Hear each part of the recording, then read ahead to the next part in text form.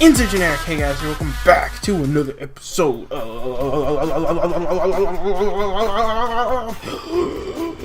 Smash Talk Indie. Well, today's episode, my friends, we are finally going to do these Famitsu scans I've been waiting to do for so freaking long now.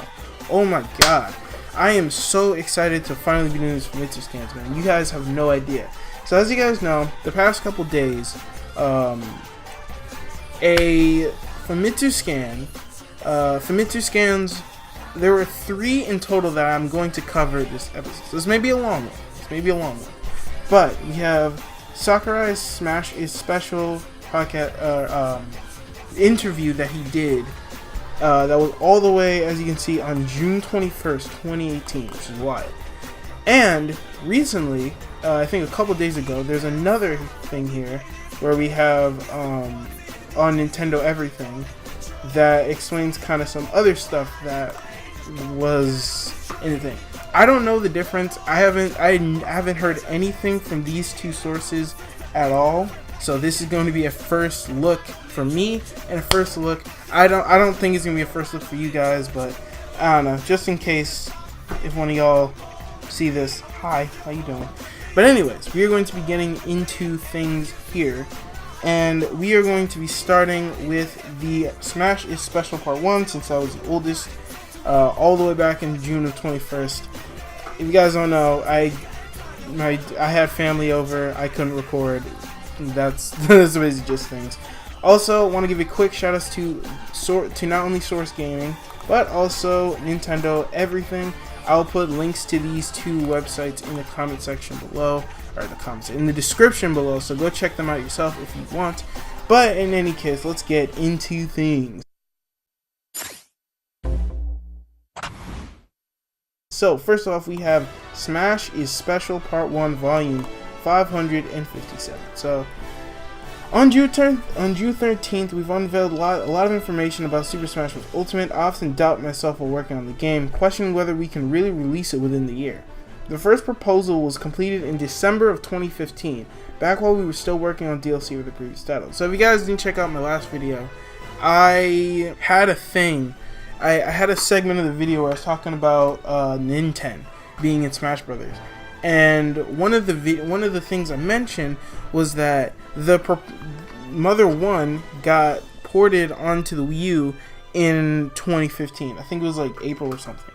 These guys finished it in December 2015. They finished proposing December. So characters like the ARMS characters are now less likely now. This is like really big information that he finished planning all the way back in December 2015.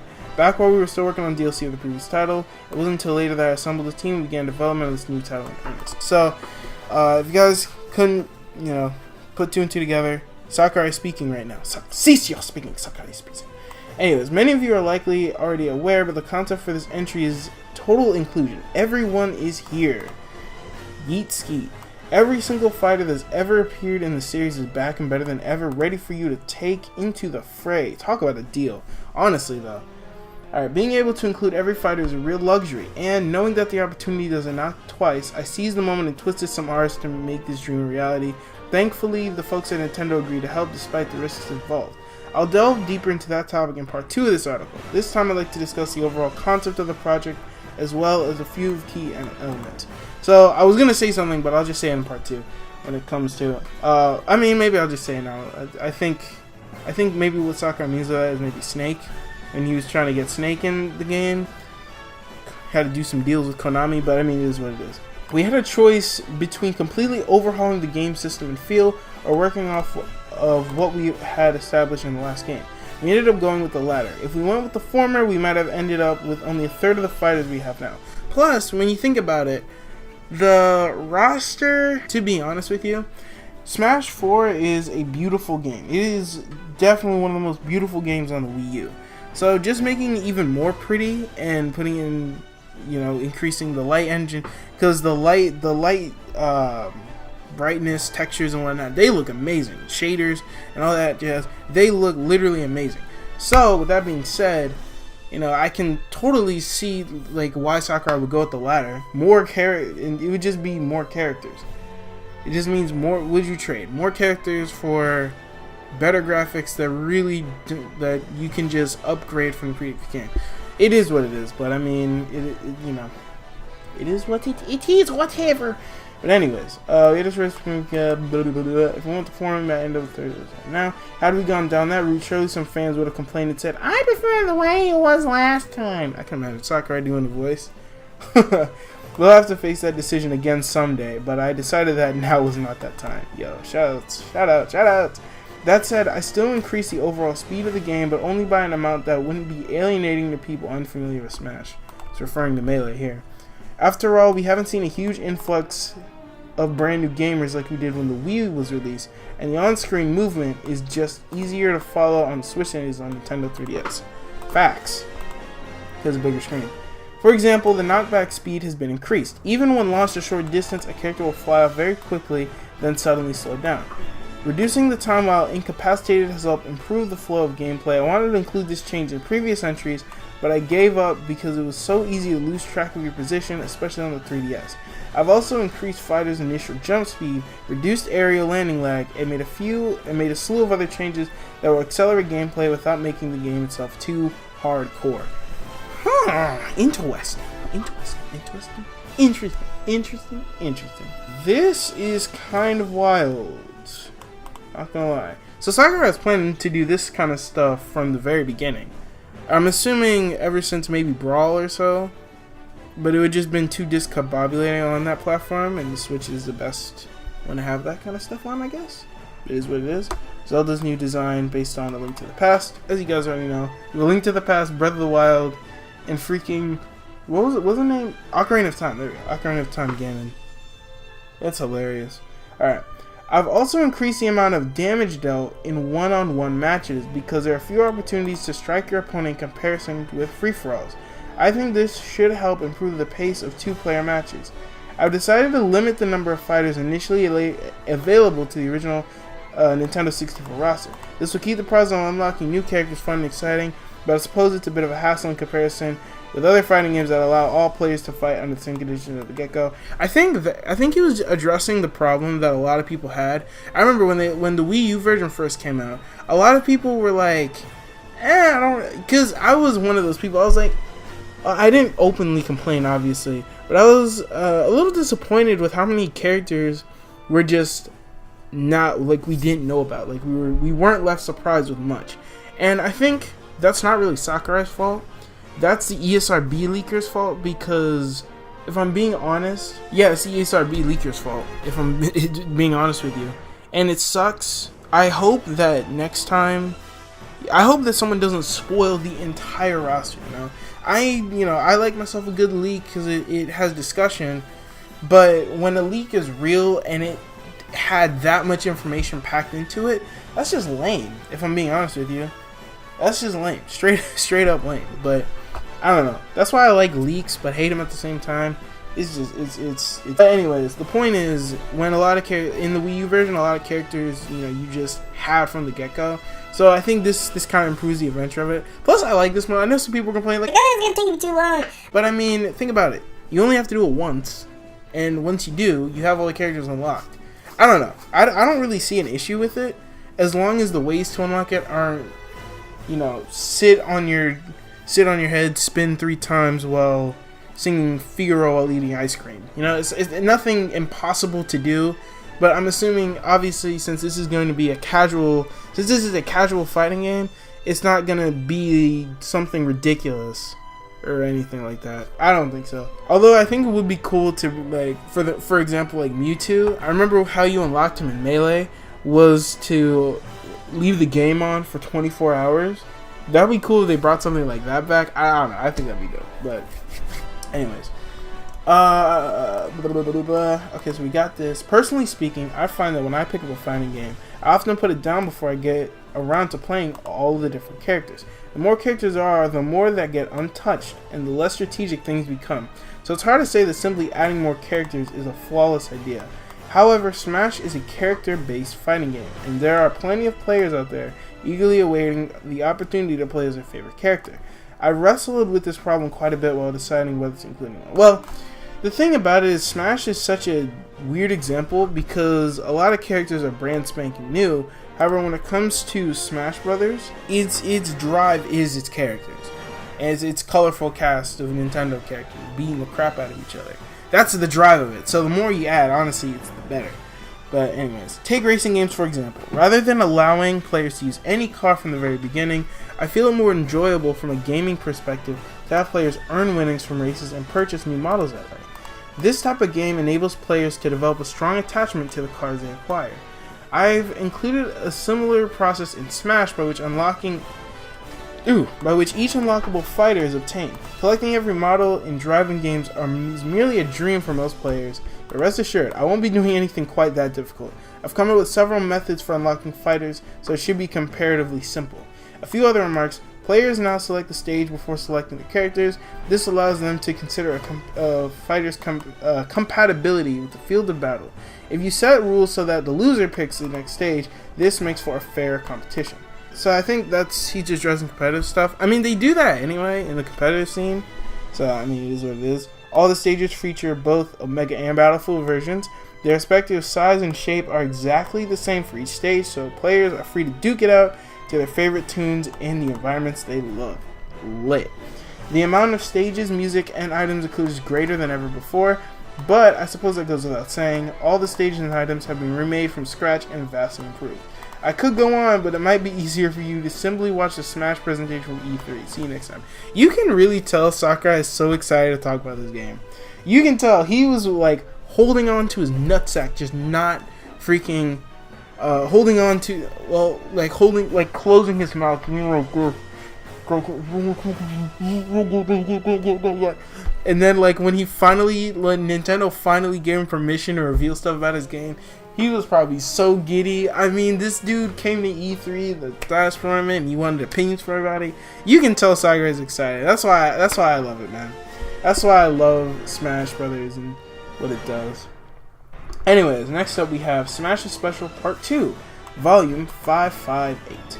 Originally posted on Famitsu on June 28th. So, a week later has passed, and now we have Part 2 to Smash Special, where I'm guessing he's going to be talking about, like, the amount of tables he had to flip to get some of these characters in the game.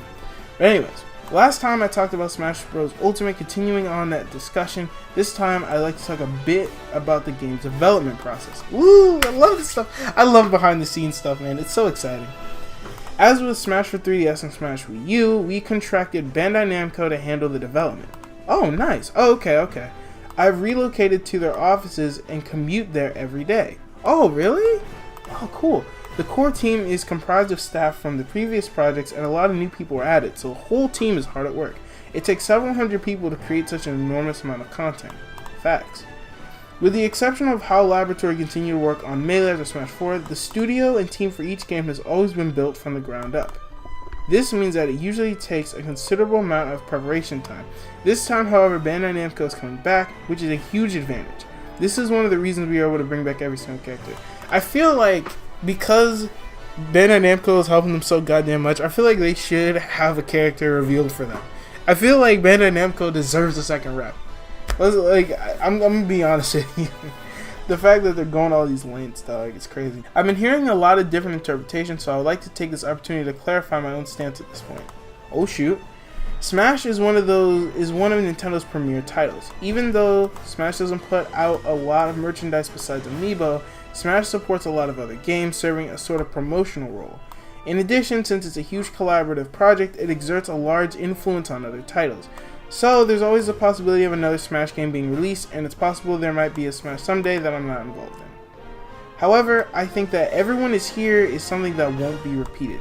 Anything is possible, of course, so I can't rule out anything out entirely, but I think this won't happen again. Damn. Alright, sorry. For starters, bringing back every fighter drastically increases the cost of development. Oh boy, my bad. Merely attempting to do this requires a lot of time, personnel, and money. Even something that looks like a simple port has a huge number of man-whores behind it. What? Whoa,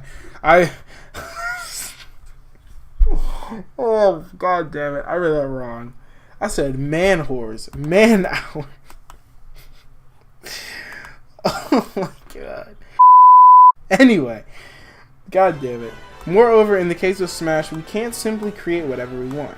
I had to receive approval from the original creators of the characters, and I need to reflect their feedback.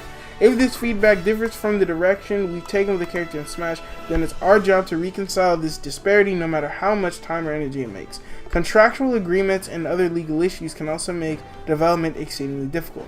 In reality, it was quite a challenge to bring like every fighter back, and I barely made it work. Frankly, it almost didn't happen. Jesus. So I'm guessing it was similar. I guess it's like meeting everyone's expectations and needs is just, it's hard to juggle when you have so many people to go to. I mean, you have Intelligent Systems with Fire Emblem, you have Game Freak with Pokemon, you have, you know, Namco Bandai, Square Enix, Sega. Like you gotta compile all these people, all these different kinds of people into one thing. That's why I don't think there's gonna be a crap ton of third parties, and that's why I think Sakurai is gonna. I feel like Sakurai may double up on companies. So what I mean by that is like Sega like how Sega has 2 reps, Capcom has 2 reps. That's why I think Namco might have 2 reps, and that's why I think Square Enix might have 2 reps, and that's why I think Konami might have 2 reps, because it's at least you can at least get to these people easier than having to go to an entirely new company. That's also why I think characters like Sora is so hard to get into Smash, because you have to go through, not only you have to go through Square Enix, but you have to go through Disney. And Disney, I don't even want to get into Disney. They're probably going to be like, alright, listen, you can have that, but Mickey Mouse needs to be there all at 100% of the time.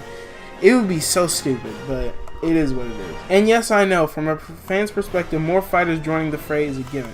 Regardless of what may happen during development, players assume that characters who appeared in the previous game will automatically come back. Damn, Sakurai is talking to you guys. Sakurai is talking to you guys. Oh god. Plus, there are so many incredible games out there nowadays.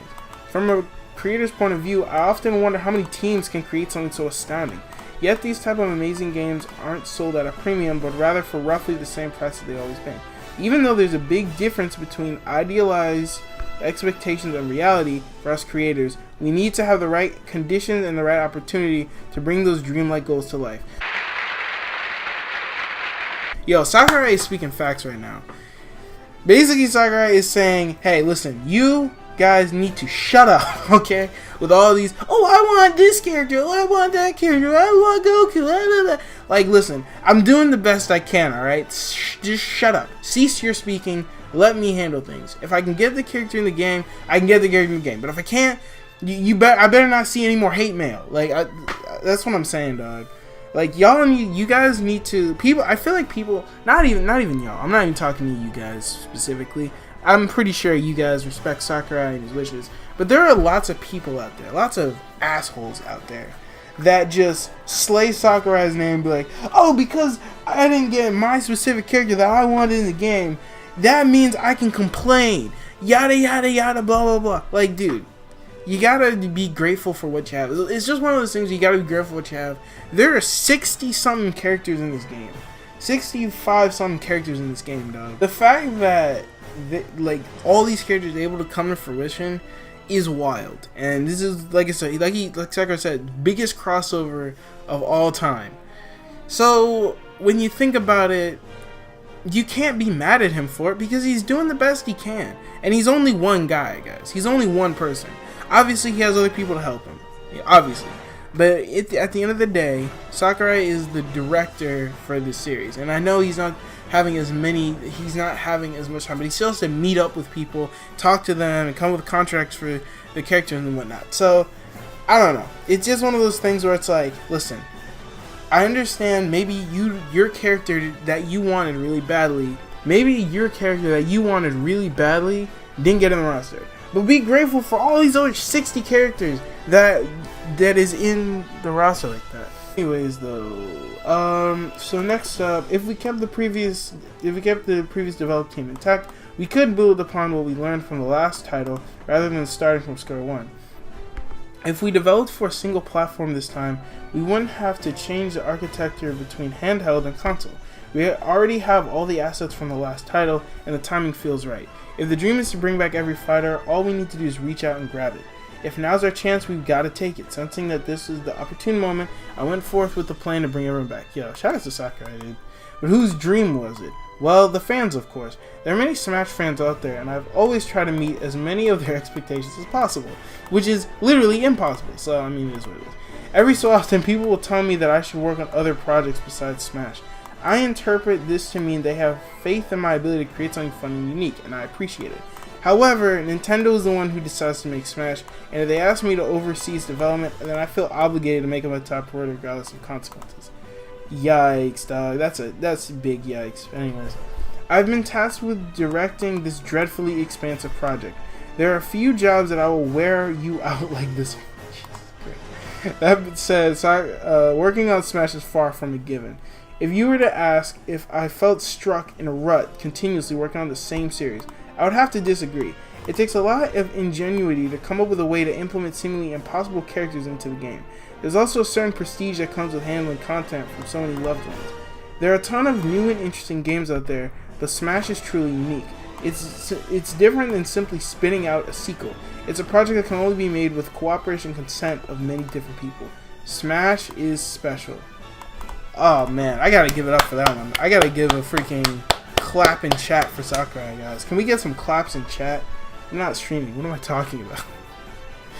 So that was part 2. Honestly, that one was dope. That one was dope because it puts you in his perspective, his point of view, being like, listen, this is what I have to go through every day. This is what I have to go through. These are the hoops that I have to run through in order to meet everyone's expectations. And you know, in this sense, you have to meet other people's expectations. So I don't know. I think it's really cool. Of course, after reading this, I have much more sympathy and empathy for Sakurai and his development and whatnot. And it shows that he cares because he comes back every single time and hits a banger out, you know? And I don't know. There's a lot to say about Sakurai, but anyways, let's go ahead and move on to the next thing. Sakurai on Smash Bros. Ultimate, tempo, items, changes and additions, choosing taunts, and much more. So, this is the second article that came out July 10th, so 3 days ago.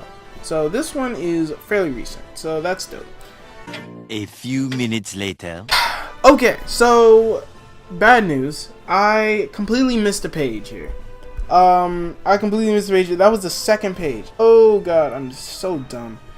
Alright, so I'm gonna read this first thing here, and I'm going to edit it to where the second part will show up when it does. So I apologize for that. I apologize to myself. I have to do more editing. Freaking A, dog. Whatever. Today, Sakurai publishes a new interview with Smash Bros. Ultimate Director Masahiro Sakurai via Switch News. If you subscribe to the official channel, you will see the discussion in 5 parts. Dope.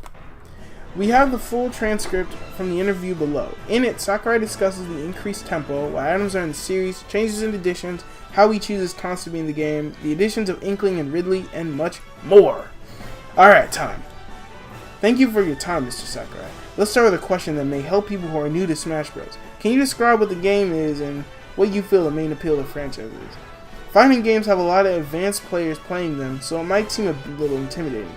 But fundamentally, this is a casual game. So I'd be grateful if people just had fun with it, without being scared. I've created the game with that intent.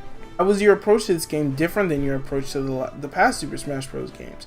What did you want to achieve with this game specifically? The difference between this game and the past is that all the characters are in it. We really tried our best to make the impossible possible to prevent situations where someone misses a certain character because they've been cut. And another comparison I can make between past titles and this one is that in retrospect, I do feel that Melee may have been geared a bit too much toward a core audience. We made Brawl when the Wii came out. At that time, games like Wii Fit became popular, attracting a lot of casual players that have never really touched a video game before. Scrubs.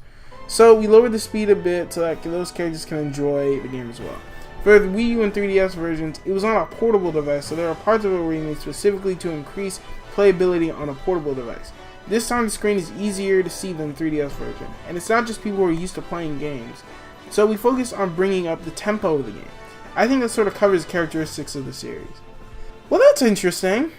That's actually a good point for the Wii and 3DS. They did have to do a lot of things. They had to water down the Wii U version because I'm sure the Wii U version could handle more characters.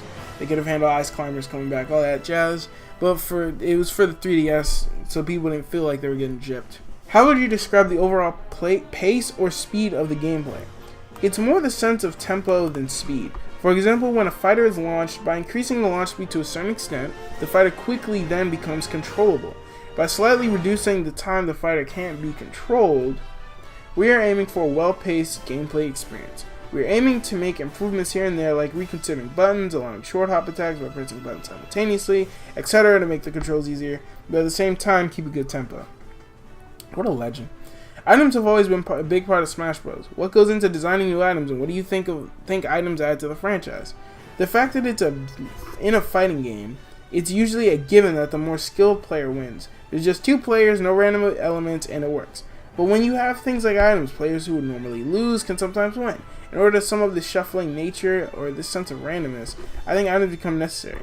Some people may never use them, but I believe it's an important essence when we're talking about people just gathering and playing together.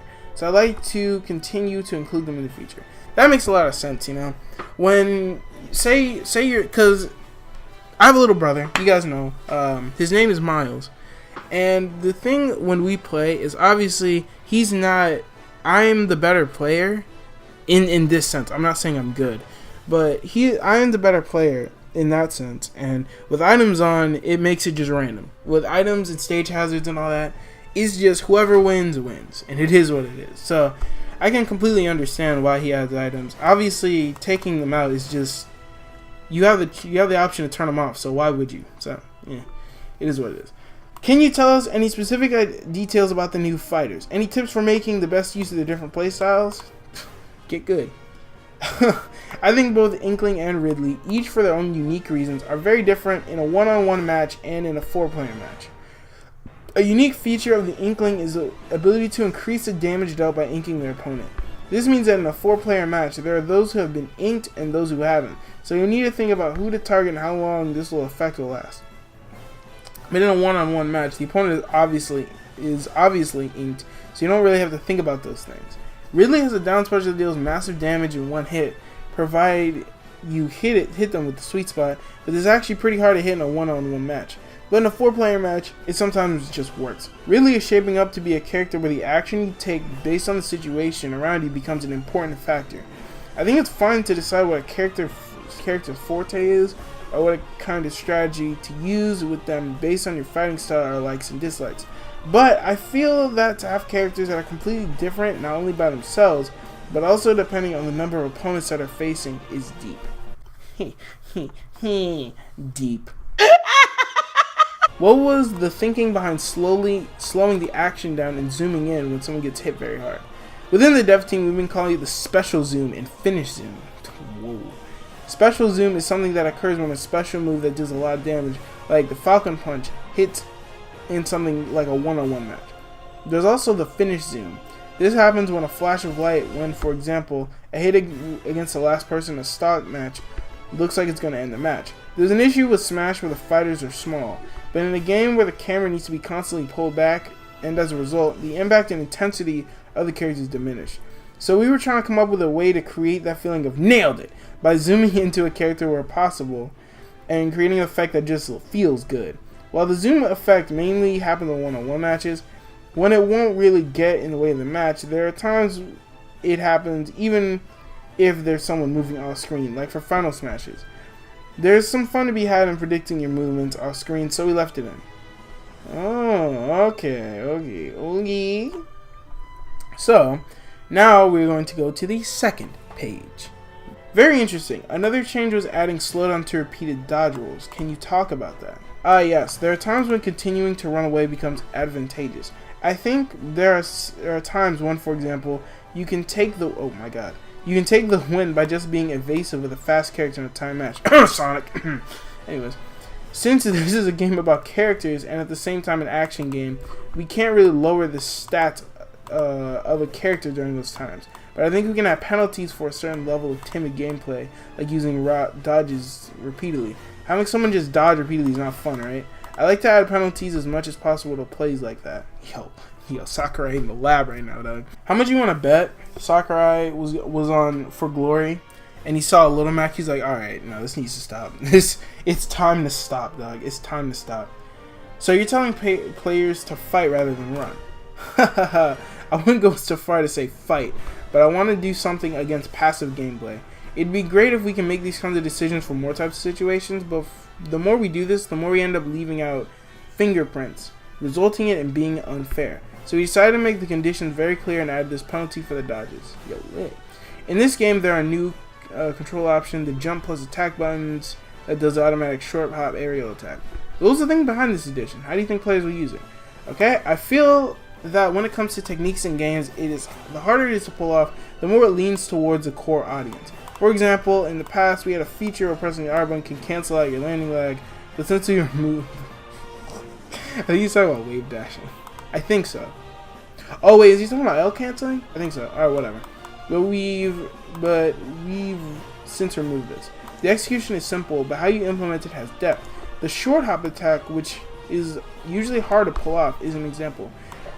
By simply simplifying the process of quickly tapping the jump button while executing an attack while in the air, anyone can use this technique to an extent. This edition is one of a series of editions that drives at our core thinking of this game. The best competition happens after everyone can properly control the character. Facts. That's a good segue for the next question. Do you have any advice for new players? It has always been the case, but we're aiming to create a game where even if beginners only use weak attacks or special attacks, it's still a game. If you're a beginner, things like what the new features are doesn't really matter to them. I'm gonna stop highlighting. But even if they don't know these things, as long as they have fun with what they can do within the community, I think that works. We could go the opposite end of the spectrum and increase the difficulty in command inputs to create something leading heavily towards core players, where you can really compete with your skills, but not having this as a goal is what makes Smash, Smash. So, I'd like to keep the controls as simple as possible. It's of course not as casual as Mario Kart, but I want to keep it easy on the players' hands. You don't want carpal tunnel out here, dog. Why is there a difference in damage delta fires when playing on a one-on-one game as opposed to a 4-player free-for-all? How does it affect the overall game balance? As I was adjusting the balance of the game, one thing I was struggling with was the fact that damage opportunity between a one-on-one match and a 4-player match is completely different. It makes sense considering there are 3 times as many enemies, so you take on more damage. When adjusting the balance for a 4-player match, there's always a tendency to make the one-on-one matches last longer. When advanced pros play one-on-one, the back and forth frequently leads to rather long matches. So in order to wrap up the time reasonably, we added the one-on-one damage. I think by adding this, the back and forth in one-on-one matches go a little quicker, improving the tempo of the game. Oh, okay. Ooh, yeah. The Smash characters are known for having unique taunt animations. I've always wondered, how are these decided upon? Do you have a favorite one? Well, it's sort of whatever I feel like. God damn it. It's just that without these appeals, it's nothing but fighting. Since this is a game about characters, I feel it limiting to only be thinking about attacking. Things like adding unique movements in idle animations or adding taunts is a subtle way to showcase the characters' personalities. So I do put a bit of thought into it. That's one of my favorite taunts. I like all of them, so I can't really say, come on, man. But I do like Ridley's down taunt. When you use it, Ridley for some reason stands up straight. So you actually see how tall he really is. He's pretty big. He's about 4 meters tall. God damn it, man. Oh my god. Why is that your favorite taunt? He's just standing up, like, well, he's the commander of the Space Pirates. And I have no idea why. He doesn't look like the intellectual type. No comment on that. Is there anything else you would like to say to new players? Anything that you would like to say to returning players? I think the best way to start, if possible... Oh god. I think the best way to start this, if possible, to get together with some friends rather than diving headfirst in online matches. I think everyone has a community and the play style. I literally just had to stop highlighting. I think everyone has a community and a play style that best suits them. When you boil it down, the game can provide a place for players to showcase some really advanced gameplay as a fighting game, but there are also plenty of ways to enjoy it as a casual game. I hope everyone can enjoy playing this game the way they want. Thank you for your time today, Sakurai-san. Thank you. Arigatou gozaimashita. Anyways. And with that, guys, that is both the Smash articles. The Smash is Special, Volume 1 and 2, and the recent article that came out a couple days ago, the Sakurai and Smash Ultimate, Tempo Items, Changes and Additions, Shooting Taunts, and much more. So those guys are the Famitsu scan / interviews by Masahiro Sakurai. I do hope you guys enjoyed this video. I had a lot of fun learning about like behind the scenes stuff. I'm a big person where it's like I want to learn about the behind the scenes stuff behind certain games and things. Even by like anything, to be honest with you. It's just cool tidbits. It's cool tidbits, and it's cool to see like what characters and stages Sakurai was gonna put in the game, but ultimately end up deciding against it. I think that kind of stuff is so cool. I don't know why, I just think it is dope. So I'm glad we were able to talk about this. Thank you guys so much for watching. If you guys like this episode and want to see what else is on the grill, you guys check out this whole playlist in the description below. And of course, make sure to like, comment, and subscribe if you guys want more Smash Talk on your plate. But with all that being said, I'm going to go ahead and get up out of here. Thank you guys so much for watching, and you can put your spatulas down now, but keep it sizzling, my Baconators. Peace.